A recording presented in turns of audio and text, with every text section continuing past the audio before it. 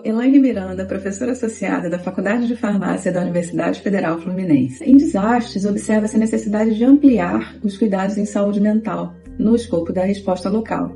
Para isso, é fundamental conhecer o padrão de utilização de medicamentos e como esses podem ser influenciados pelo desastre. Neste sentido, os dados de dispensação de medicamentos para a saúde mental, ou seja, o consumo histórico, pode fornecer informações úteis para a preparação e subsidiar a disponibilidade de medicamentos e, consequentemente, a possibilidade de continuidade do cuidado. Já na resposta, antes de tudo, é necessário realizar uma análise situacional, ou seja, essa análise tem que ser capaz de identificar as pessoas que faziam uso contínuo de medicamentos antes do desastre. Mas é preciso também considerar que normalmente os medicamentos empregados na saúde mental, eles são sujeitos a controle especial, o que significa que a dispensação ela deve se dar a partir de uma prescrição, em que muitas vezes no desastre pessoas desalojadas ou desabrigadas não têm em seu poder as prescrições anteriores, né? Então, nesse caso, é benéfica a avaliação médica, no sentido de identificar as necessidades e assim poder prover uma nova prescrição. É importante considerar também que, normalmente, no momento imediatamente após o desastre, as pessoas afetadas ainda se encontram em contexto de risco. E isso pode submetê-las à ocorrência de novos eventos. Por exemplo, enchentes, a ocorrência de acidentes com animais peçonhentos, ou traumas causados pelos destroços acumulados em razão da chuva.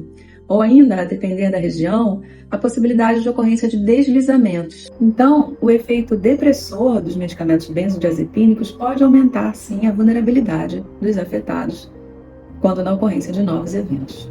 Além disso, além do uso dos benzodiazepínicos, o uso prolongado desses medicamentos e o uso para tratar sintomas do estresse pós-traumático é fortemente desencorajado pelas diretrizes atuais. Além dos benzodiazepínicos, o uso prolongado de antidepressivos sem outros mecanismos de suporte pode gerar dependência e não levar necessariamente a uma melhora dos quadros de ansiedade e trauma.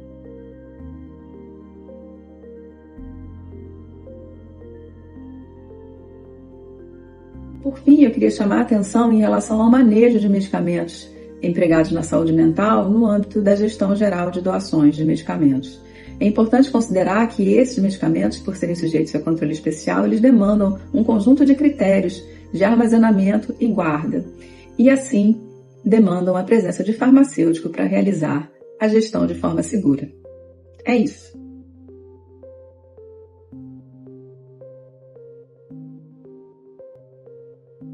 Olá, meu nome é Cláudia Garcia Serpa Osório de Castro, sou farmacêutica, sou pesquisadora da Escola Nacional de Saúde Pública e vim rapidamente falar para vocês sobre a questão da assistência farmacêutica nos desastres. A primeira coisa, portanto, que a gente tem que lembrar, no caso de uma emergência ou do desastre, é a estimativa de prioridades e quantidade. Sem dúvida, é muito difícil que a gente consiga oferecer tudo que é necessário numa situação de emergência.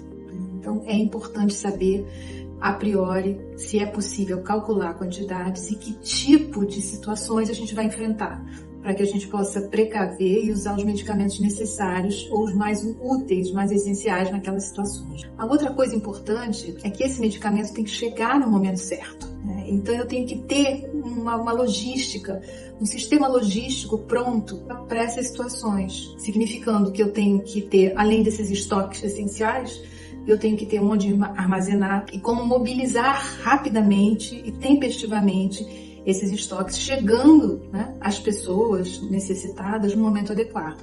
Muitas pessoas fazem uso de medicamentos de uso contínuo e não pode haver nenhum tipo de interrupção no tratamento. A outra coisa, então, é que esses medicamentos que devem chegar no momento adequado, no momento oportuno, né, eles devem ser medicamentos de qualidade. Então, eu tenho que saber se eles estão bem cuidados, armazenados, se eles foram adequadamente preservados durante esse trajeto da provisão, essa logística. Eles têm que ser medicamentos que possam ser comprados em uma situação de emergência muito corretamente, de sorte que é sempre bom prever as quantidades e ter um estoque centralizado para que eu não precise rapidamente fazer compras. Esses medicamentos, portanto, eles não podem ser diferentes daqueles medicamentos de qualidade que são ofertados em condições habituais. Uma questão a se destacar aí são as doações. Muitas vezes as doações são inapropriadas. Não são doações de medicamentos essenciais e muitas vezes são de medicamentos com curtíssimo prazo de validade, ou já vencidos, ou armazenados em condições inadequadas, e esses medicamentos que estariam mais adequados ao descarte são oferecidos como doações. A doação envolve um trabalho muito grande de separação, classificação, um tempo despendido pelo profissional para conseguir organizar esses medicamentos doados e, por vezes, a doação, então, ela não é um mecanismo eficiente. Para que ela seja bem feita, né, ela precisa se adequar àquelas prioridades que a gente falou no início, e esses medicamentos têm que ser da mesma qualidade dos medicamentos que seriam comprados pelos serviços e distribuídos e armazenados de forma adequada. Em relação ao uso, depois que a pessoa consegue obter esses medicamentos, sempre através de um sistema de distribuição adequado, né? É importante que haja um profissional cuidando disso, né? E que isso não seja usado de maneira, uma oferta mal gerenciada, nos abrigos, nos lugares onde as pessoas estão albergadas. É importante que isso não seja um supermercado de medicamentos, né? Então, esses medicamentos devem ser controlados para serem dispensados mediante prescrição médica. Ou, na pior das hipóteses, não havendo médicos disponíveis, que as pessoas possam trazer suas prescrições antigas, se elas tiverem consigo, senão elas sabem relatar o que elas têm, né? E algum tipo de cuidado possa ser feito com essas pessoas para que essa oferta de medicamentos não seja feita de uma forma equivocada, né?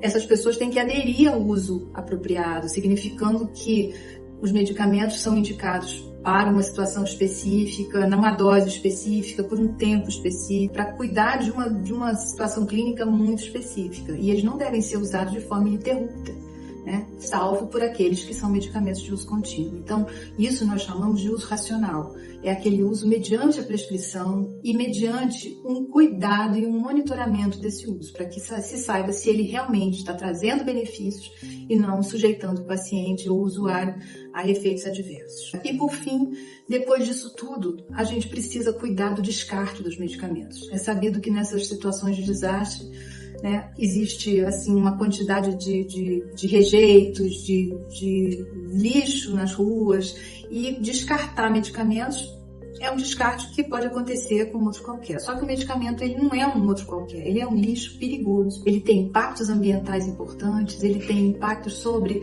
as pessoas que não saibam descartá-lo direito e outros vão manusear. Então, a gente tem que tomar cuidado na hora de descartar os medicamentos. Numa situação de desastre em que o meio ambiente já está muito sacrificado, esse é um cuidado a mais que a gente precisa ter. Obrigada.